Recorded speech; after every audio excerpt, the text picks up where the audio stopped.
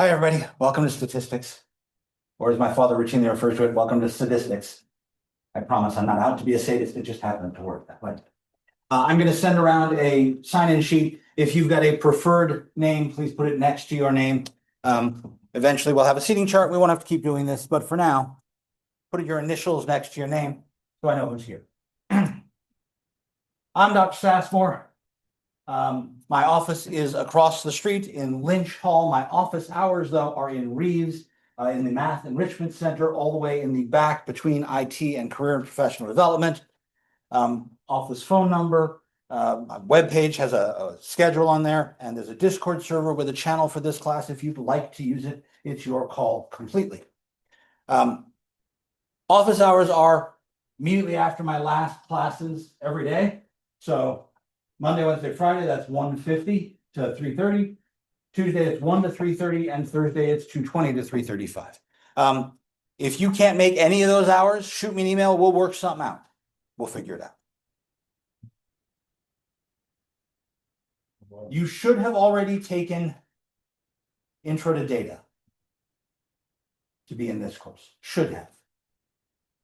Ideally, that means you had some exposure to some of the things I'm going to talk about, but I'm going to go into a lot more detail than Intro to Data did in a lot of those cases. If you haven't had Intro to Data, don't. It's not a huge offset. We will be using a lot of Excel in this course. So if you haven't already gotten to Office 365 or used Excel extensively, please take the time, make sure you can get it. IT has a subscription available to everyone who's got a Seton Hill email address. You can log in directly through setonhill.edu at your discretion. We are going to cover the first 12 chapters of this. We're going to go through a lot of specifics on what data is, how you gather it, what you do with it, and then how you describe and how you predict using that. The basic idea of statistical analysis is to do both of those things. Tell me what happened. Tell me what you can figure out will happen.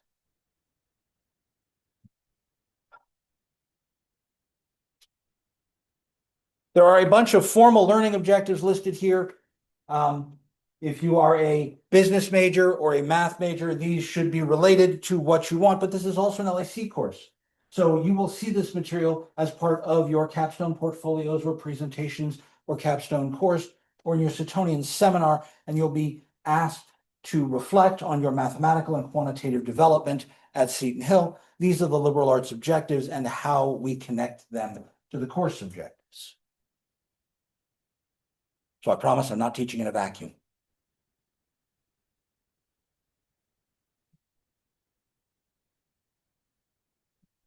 Course policies. I am taking attendance, so please come to class. I believe I have positive correlative effect on people's learning. And by the end of the course, you'll understand what the hell I just meant by that sentence. I think coming to class is a benefit. I'm recording this. If you're not going to be here for some particular reason, if you're going to miss class, you can watch a recording, but please let me know as far in advance if you're going to miss something, whether it's for an athletic event, a trip, whatever it is, just let me know.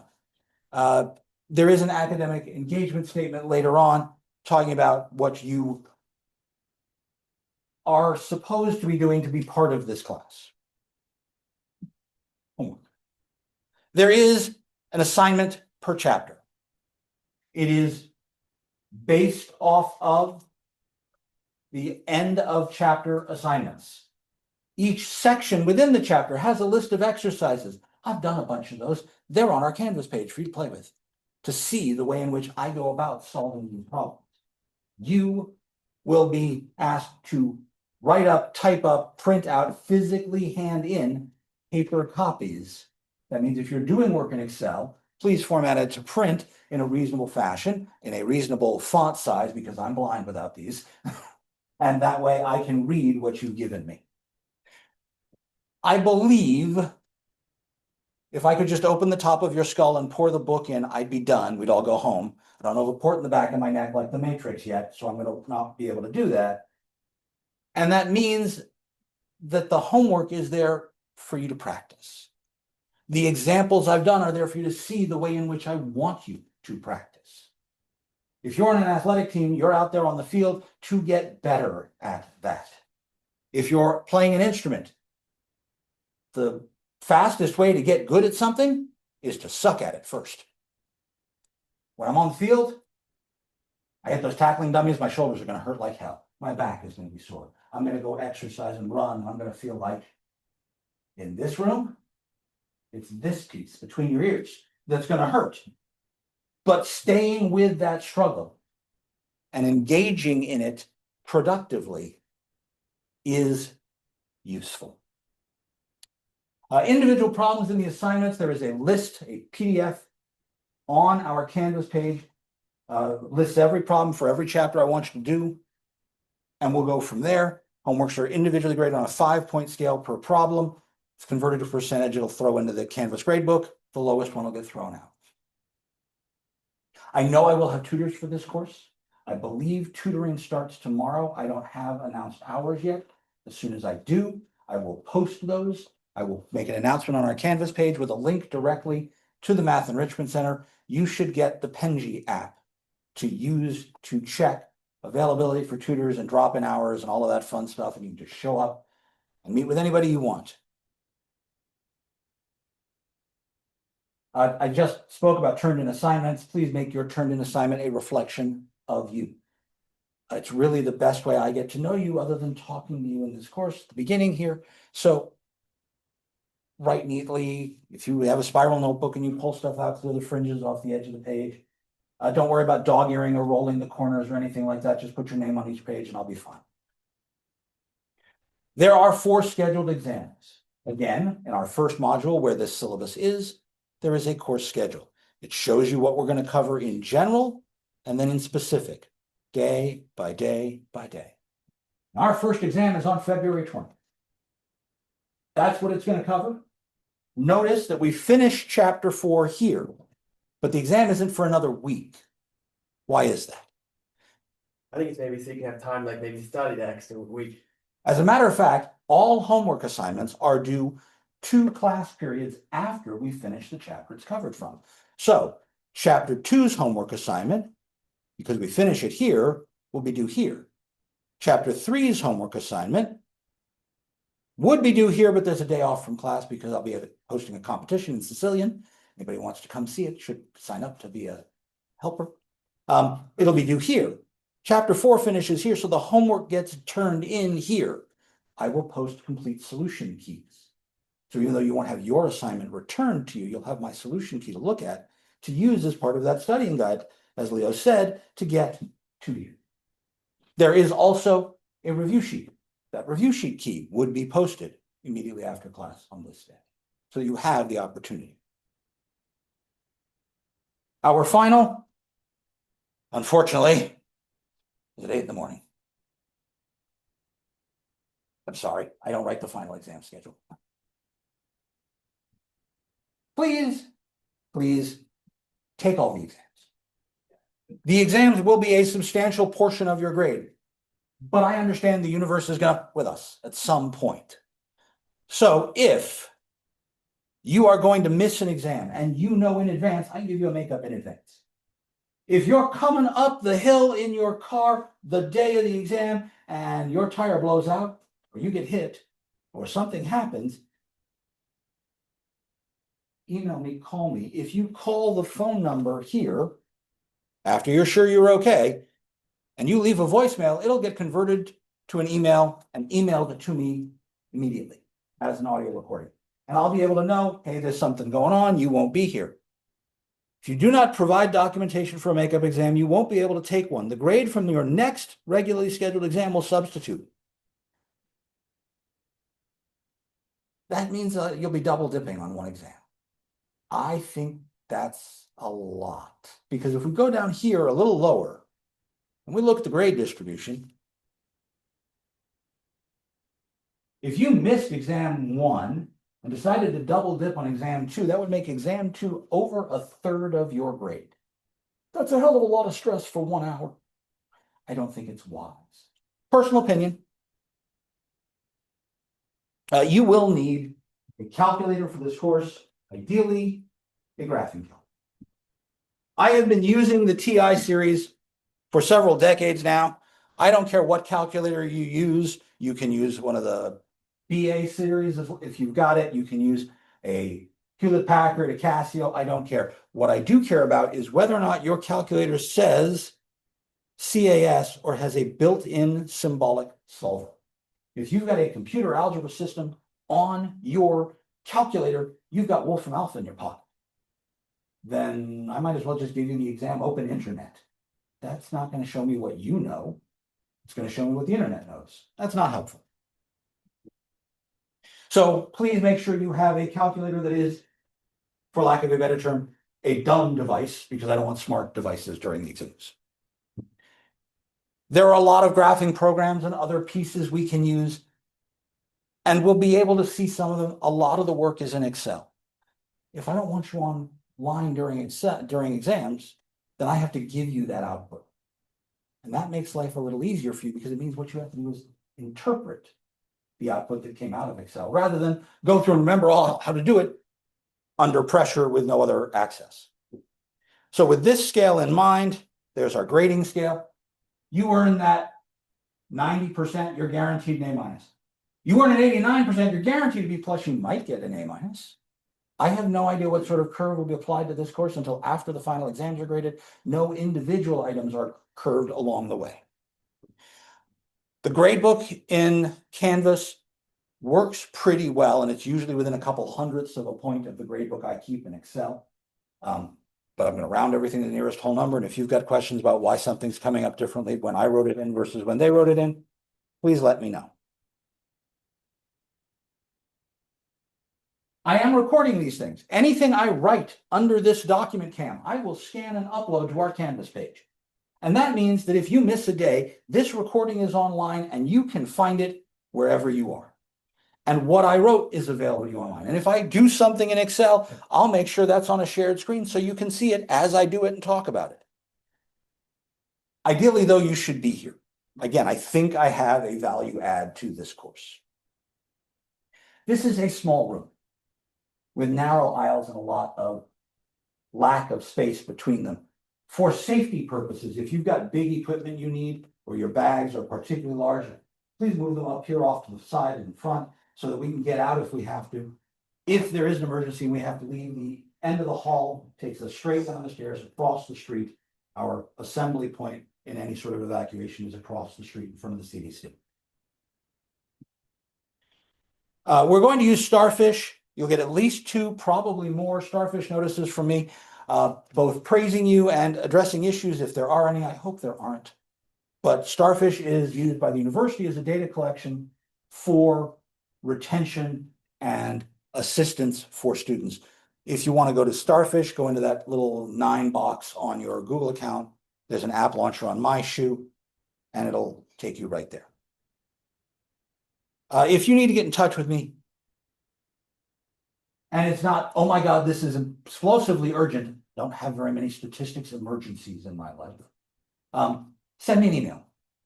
It's probably the easiest and fastest way to get a hold of me. I'm here fairly early. I go to bed fairly early as a result, so I won't get to you overnight, but I'll get to you within 24 hours. If it's this can't wait, I don't know what that means in statistics. But somebody will show me at some point in the next semester if there's going to be an emergency like that. I hope there never is. Again, I showed you the course schedule. You know when everything is due. All of the assignment dates are on Canvas. If you click on the assignments link, it will show you everything we're going to do with the dates on them. You can open the calendar in Canvas, see it as calendar view, and then link that to your Google Calendar if you want. So it'll show you, and if any changes happen, they'll be reflected there. There are no extra credit assignments. There are a couple places in the exams where extra points might be asked, a bonus question or a post-exam assessment or something like that. But there are no bonus assignments available at the end of the semester. At some point, you'll be looking, be going, right. I promise if I'm harping on something particular, it's because somebody behind you is going, and I'm trying to make that look go away. Make sure you have a valid email address in Canvas and Griffin. You can set your Seton Hill email to forward to something else. If that happens and I get an email from countrybutterfly25@yahoo.com, I don't know who that is. I will reply to it, but when I go to send you stuff, by default, it goes to your university email account. So please make sure you have that set to forward appropriately so that you get messages from the institution. Please make sure your phones are set to silent and vibrate. In my last class, right before class started, somebody's phone went, "Oh Lord," at like Mach 10 volume. We all jumped. So please make sure your phone is set to silent and vibrate. If it rings audibly, I'll answer it and say, "Hey, they're in class. Can they call you back?" And if they say it's an emergency, I'll hand you the phone until you get out. Otherwise, I'll hang up on them. Please don't wear earbuds. Spend all your time texting in class. I'm only asking for 50 minutes at a shot. If your phone was that bad, we have to have different talks. Seton Hill faculty facilities are tobacco-free. Please don't smoke or use chewing tobacco in this room. If you spill those little cuspidors, it never comes out of the carpet. I don't want to rip the carpet out again. A bunch of other boilerplate policies. I am a mandatory Title IX reporter. Title IX is the harassment legislation. So if I am witness to sexual, racial, or other harassment types, I am required to report it. If I am informed of these things, I am required to report it. If you want to talk to me about something, be aware I am required to report things. That shouldn't stop you. But if you would rather talk to somebody who's not required to report something, you can address any of these people. Blackburn Center, the Counseling Center, Campus Ministry, they are exempted from mandatory reporting rules, and they can talk to you about these things, and then you can make decisions on whether or not you want to proceed and report things in general. If you are entitled to legal obligations for some sort of disability, regardless of what it is, I don't need to know what it is. If you are entitled to accommodations, please meet with the Office of Student Services, 5th Admin, sometime in the next 2 weeks so they can process the accommodation paperwork and tell me what I am legally obligated to provide you. We will then have a discussion as to how to accommodate you during the class for the rest of the semester. I don't need to know why, I just need to have the paperwork filed. Ideally by the end of next week, but that's up to you. They're on 5th Admin, Office of Disability Services, or you can contact the director via phone or via email. I am recording. If something comes up and you want to talk about something that you think is inappropriate to be recorded, I can pause the recording and resume after that. So if we touch on a subject and all of a sudden people are like, I think we're about to have a charged discussion, I'll turn that off. I haven't had that happen in statistics. I've had that happen in philosophy classes and history classes, but rarely in statistics. Just let me know. Academic engagement. Academic engagement means you need to be an active part of this class. But active learning in math means, as I said earlier, struggling and working with the material deeply and thinking about things and practicing things that you're not comfortable with. But that means you should read the chapters. The problem with reading a textbook is it was written by people who understand that stuff really well. And so it might as well be written in Farsi. Anybody speak Farsi? Okay. Wouldn't help us, would it? So my job is to translate geek speak to English and hopefully raise your level of geek speak understanding. You should work together. You should get into groups and say, we're going to do the homework together, and then I can explain something to you, you can explain something to me, and hopefully both of us increase our understanding together. Because I may say something to you and go, wait a minute, that doesn't sound like what Sassmore said. Let me go check my notes or the recording and see how he actually put that, because I just said it and I was trying to explain it to you and I'm not sure I'm right. And that's worthwhile. And the reverse is true. As you explain something to me, I'm like, well, hey, do you mean this? And we go back and forth and we both come out stronger students because of it. And to that end, practicing academic honesty, I guarantee every solution to every problem in that textbook is online. You can just go right to Chegg and find the entire solutions manual. You can go on the internet, you can get a Wolfram Alpha, you can get to wherever you want and Google every single problem in there. So if you go and Google all the answers and copy them down in your own handwriting and give it to me, did you learn anything? You learned how to Google really well, right? It doesn't help you in the method of getting you to learn statistics. That's a different idea.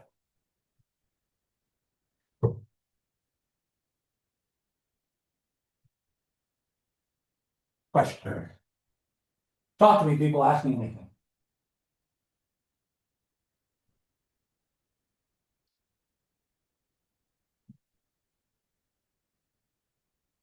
Yes. What would the exams look like?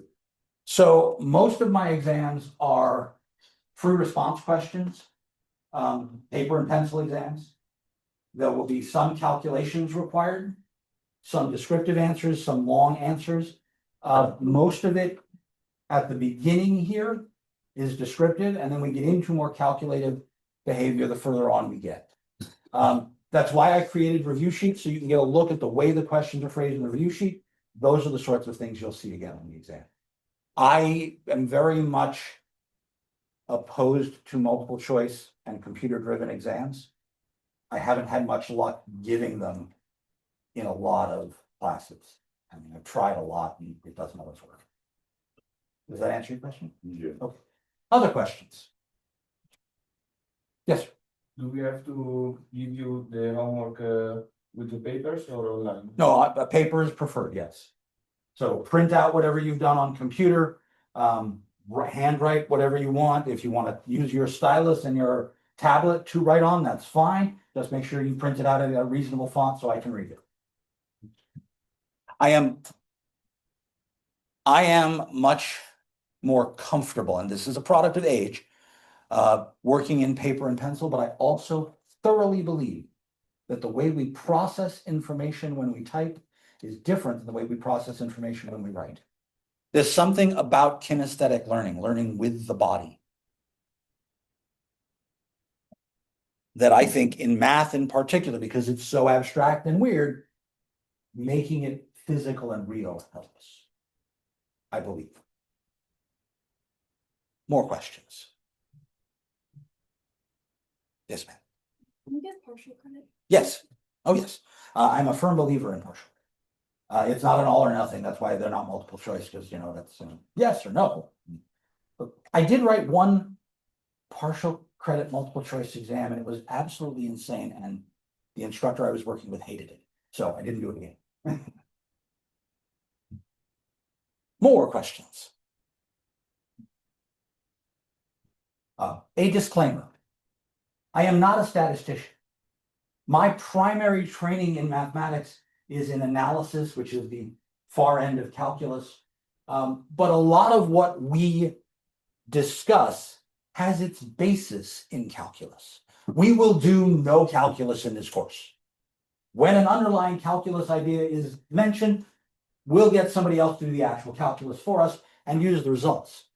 But that means there's a lot of looking at graphs and visualizing and taking ideas that are algebraic and working them in ways you might not be familiar. I have been teaching this stats course now for a couple of years, and I'm pretty sure I understand most of what's going on here. There are still places where I go, yes, that's what that means, but boy, is that an awkward way to phrase it. And I'll make sure I talk around the book where we run into those things. More questions? The best part about chapter 1 is it is an overview. It is a really, really broad, just couple of pages of what it means. And I think I'll be able to do it in the next 20 minutes. So there are no problems assigned for chapter 1. Just sit and listen, I promise. Okay.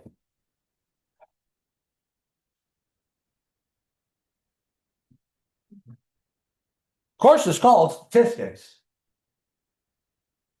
So what are statistics? The loosest definition is the science of collecting, organizing, analyzing, interpreting, and presenting data, information in some fashion. So,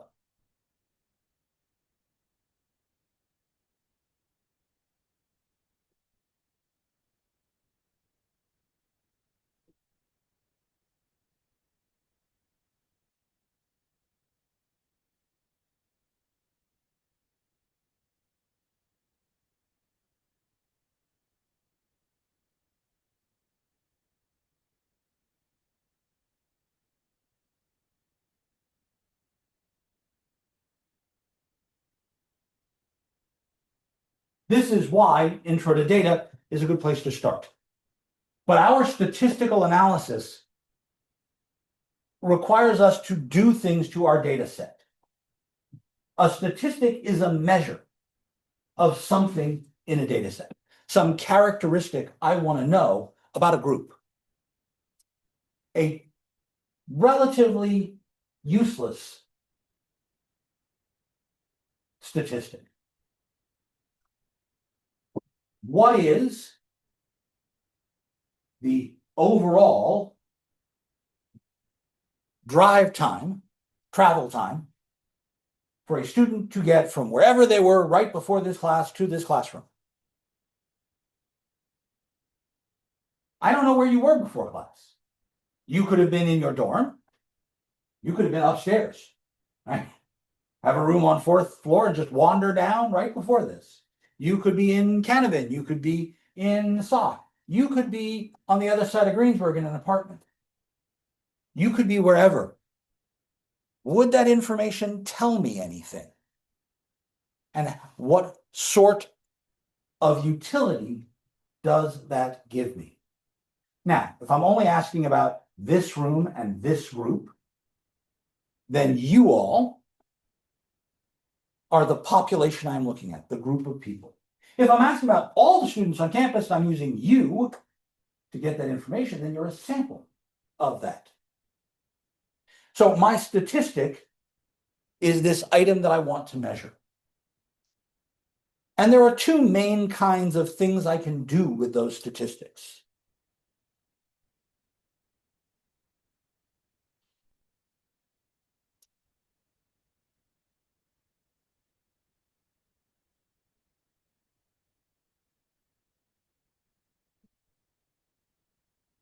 Descriptive statistics does exactly what it says it's going to do. It describes the information in my data pile.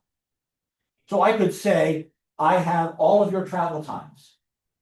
Who traveled the longest to get here this morning? The longest amount of time. Who was here the fastest? What was the average? How spread out are these pieces of information? Is there a big variation or is there a very small variation? But that's just describe the pile of information I got. Inferential statistics is designed to draw a conclusion about a broader group from a smaller. Inferential statistics turns a sample into an idea about a population. So I could then say, use the information I got from you all to make conclusions about the broader Seton Hill student population. I can also use these two together to analyze in different ways.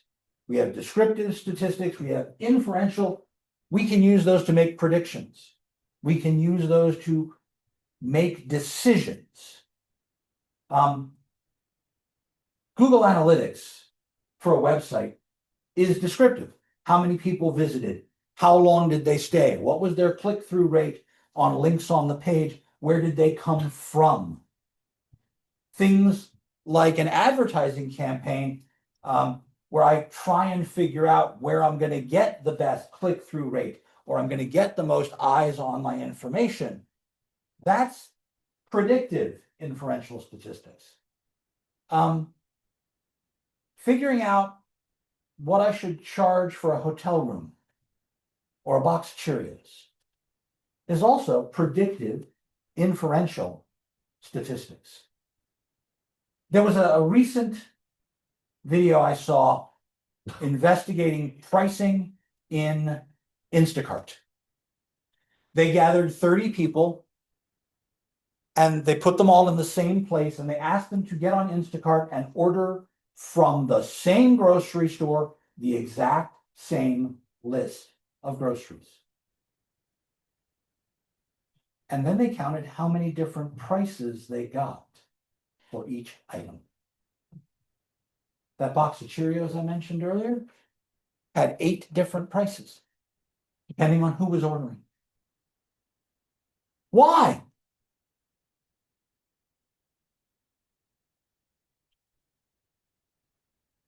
I'm on Instacart, I want an app, right? Instacart has history of what I've done before. They know the sorts of things I want to order. They've seen what I've ordered before. And now they know something about me.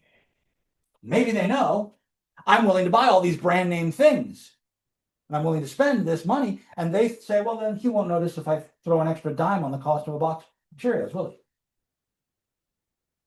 Dynamic pricing like this is fairly recent. But it's using inferences about the data I've got about you because you shed all this data as you wander around and do things on your computer in your pocket. And now I can make some things out of there. Why am I studying this crap? Seriously, what is the reason for you taking this course? Other than my advisor told me I had to. And then maybe so you can help learn how to use Excel better, get more practice, even knows kind of towards like Excel, and you make it charts like statistics charts. Didn't we take B110 Excel course? Yes. Okay, so I could just do an Excel course and I could learn all sorts of stuff. What's specific to statistics that would make me want to do this in particular? I have 2 different quotes. I wish I knew who said the first one, but I've heard it thousands of places. If you can't dazzle them with your brilliance, baffle them with bullshit. You know what makes people stop reading things? Numbers. Stephen Hawking. You know who Stephen Hawking is? Stephen Hawking wrote in the introduction of his book, A Brief History of Time. Every time I put an equation in, my editors say I will have the number of readers. So I apologize to the 3 of you who are actually going to read this book. If I put up a page of information, of statistical information, I'm going to watch people's faces glaze over like I just smacked them in the face with a fish. It's absolutely required for me to be a better bullshit detector. For me to not get glazed over when I see these piles of information. I need to be able to take a picture, a chart, one of those things I generated in Excel and go, wait a minute, this isn't messed up. What's going on here? There's something wrong with this picture. And that sort of increased communication skill, computer skills, information management, technological literacy, for lack of a better term, is essential to our everyday environment. Because I know with 100% certainty that somebody's gonna lie to me to make themselves look better, feel better, or get something from me. And if I can catch them at it, call them out, they won't get it from me. So how do I do this in a business environment? Auditing. If I'm going to get audited, I'm going to pull samples from different departments so that I can justify, hey, this is what I did. But if I'm going to do a complete audit, I'll probably shut the business down for a week and do everything, right? So samples might help me there. If I'm in a customer relationship management suite, I might be able to say, oh, let's get some information on what people think about my product or their satisfaction with our helpline or whatever it is. I can manage staffing and appointments, scheduling. I can automate paperwork tasks. I can make your life as an employee of this company or as a customer of this company easier, I hope. I can figure out where the bumps are and smooth them out. If I make something, I need to make sure it's good, right? We're gonna release a new vitamin. So I take all of these chemicals and I combine them, and I make this new vitamin pill, and I sell it, and 3,000 people die. I'm going to jail. But how could I have stopped this? I could have tested this thing beforehand, right? Now, maybe I did a bunch of testing and missed something. But how likely is it? How likely is it that I did all these tests and all this quality control and still slipped something through and 3,000 people are dead? That's a problem. I mentioned sports teams earlier. Hot hands, lucky runs. Oh, these people are due for whatever, right? I cannot tell you the number of basketball players who talk about shooting streaks. So now my question is, how likely or unlikely is that shooting streak? If you go to NBA.com, there's an entire page of hundreds of different statistics collected on all the players. It's going to drown me in data. Now what do I do with it? Upcoming trends in statistics include things like machine learning. Machine learning and artificial intelligence is nothing more than predictive inferential statistics.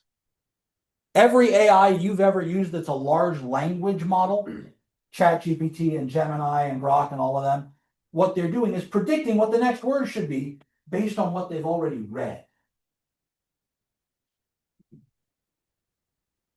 And if I'm predicting the next word, I've got my descriptive pile of information, and now I'm making predictions on what I think you're actually saying. This sort of feedback behavior to predict better takes our inferential statistics and allows us to redesign, influence the design and decision in that process. This is the same thing we do as people. I don't just make a prediction. I'm going to do this semester, and it's going to make my class better, and then not check.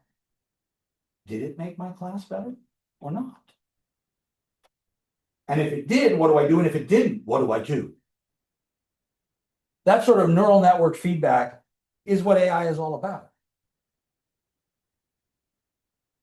To do this requires good data.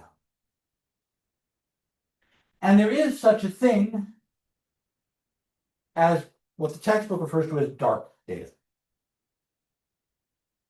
It is possible that there's information out there that I simply don't have, or I don't even know whether or not the data is out there. I was asked last week to participate in the American Math Society's national survey.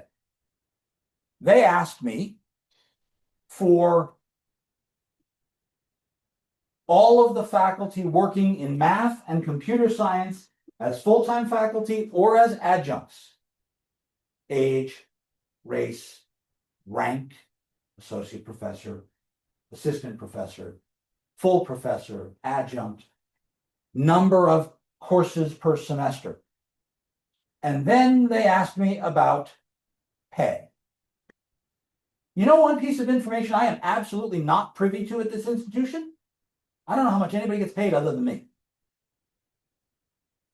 I don't have that information. I know I don't have that information. So I took the survey and I sent it to our institutional researcher who does have that access, and he can look up how much everybody gets paid. But then it asked me about ethnicity and I only had some of that information, or gender and I only had some of that information. Because some of the adjuncts that we have work fully remote on online classes. They're not even necessarily in the state of Pennsylvania. I've never met them. I don't know if Sam is male or female. I certainly don't know what their ethnicity is, so I can't put that. That's a known unknown. But there are things I know I don't know, and there are things I don't even know if the data exists. One of the things we have to do is make sure we are up to date. Using the tools we have to be able to deal with both changes in tools and imperfect information. One of the reasons I went into the field in math I went into was because math is precise as hell. There is an answer, there is an argument, and I can do this. I will get the same answer every freaking time. You know what statistics is? None of that. It is not a precise field. We make a lot of trade-offs. Error in the way we gather the data, whether or not we can actually get at the data, whether or not I have the data I think I have. There are ethical considerations. Personal and business integrity becomes part of this. I want a survey. Following is a historically accurate statement. I need to know for every person in the United States their address, the number of people who live in that household, and their citizenship status. This question was posed to be added to the 2020 census by President Trump in 2016, in his previous term. And it was shot down. Because the wording of the Constitution says, you shall count all persons present in the United States. It doesn't say you shall count all citizens. It says you shall count all persons. Whether or not that's the right decision or the appropriate decision, it was the legal decision. In 1930-ish, forgotten what year, a guy by the name of Herman Hollerith figured out an easy way to collect survey data.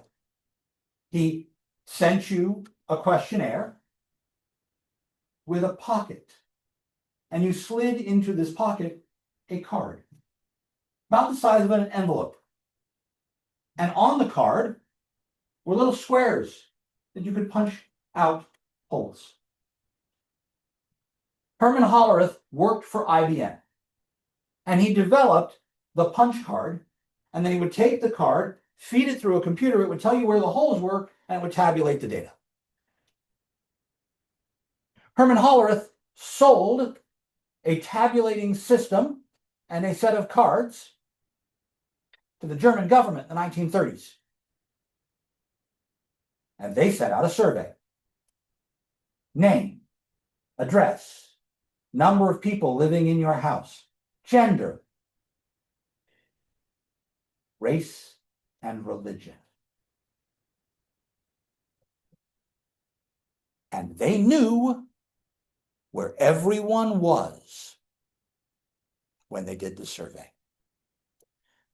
Think about what you got for your data collection, and then we can figure out what we're going to do with it.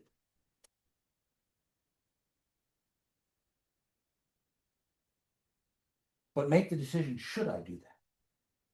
You have to follow the appropriate procedures for the data you're collecting. I collect health data, I can't share it. The Privacy Act, HIPAA, prevents me from sharing health information a certain way. You gave a bunch of demographic information to the administration of this institution. There are certain people, by the way, is anybody under the age of 18 in this room? Okay, you all are adults, legally. And that means if somebody calls up and asks me for information about you, I'm not allowed to tell them certain things. The Federal Education Right to Privacy Act, the Buckley Amendment, FERPA, prevents the Office of the Administration here from telling people anything other than directory information. I have an address, I have a phone number, here's how you can contact that person. But I can't tell them other things about me.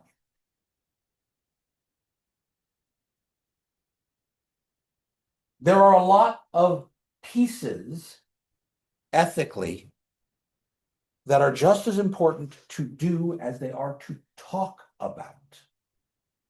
The perception is just as important for the reality when it comes to our ethical behavior. We need not just to be ethical, we need to be seen as being ethical. I act in a good way, and you don't know about it, you have no idea how I act. I act in a good way and am observed in that fashion, it's a different story. The same thing is reversed. I act in a bad way, people know about it, I should get called out.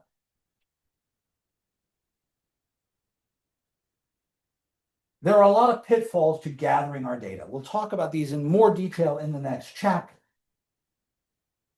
If I tell you that something has a 1 in a million chance of happening, how many times do you think it should happen today in the United States?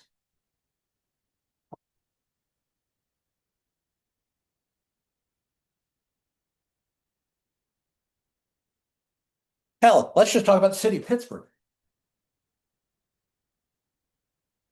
If something has a 1 in a million chance of happening, there are 12 million people in the state of Pennsylvania, it should happen 12 times. There are 330 million people in this country, it should happen 300 times. Something that's rare is not impossible. But how likely is a question we want to be able to answer. If I'm gathering data and I were to say I want information about the gender makeup of this institution, and I'm going to use only 2 categories plus the option of filing other, I shouldn't use this room as a group, should I? Almost all of you in this room are male. Visually, to my deluded old eyes, there are very few women in this room. Is this a reflection of the institution at large? I doubt it. But I know where to go to get that information because gender, as we have listed it on our application forms, is something that the Office of the Registrar will publish. This institution is this percent male and this percent female, this percent other. Matter of fact, we're legally required to do that. Can I draw reasonable conclusions from this group of people? There are 18 of you in this group. There are 1,500 students at Seton Hill. Can I draw reasonable conclusions? Do I have enough people? Is this a sufficiently random selection of people? And then can I apply that generalization to a person? All of these things are things we will consider. That's why we're going to have to walk through our definitions and our terminology carefully so we understand what specific limitations we have from the information we put forth. We'll talk about data, how to gather it, what we can do with it, and then we'll talk about our descriptive statistics. That's where we will go Friday. I will see you all there. Someone out there somewhere has my sign-in sheet. If you came in late and didn't get to sign in, please make sure you've done so. You write your preferred name on that. I will see you all on Friday.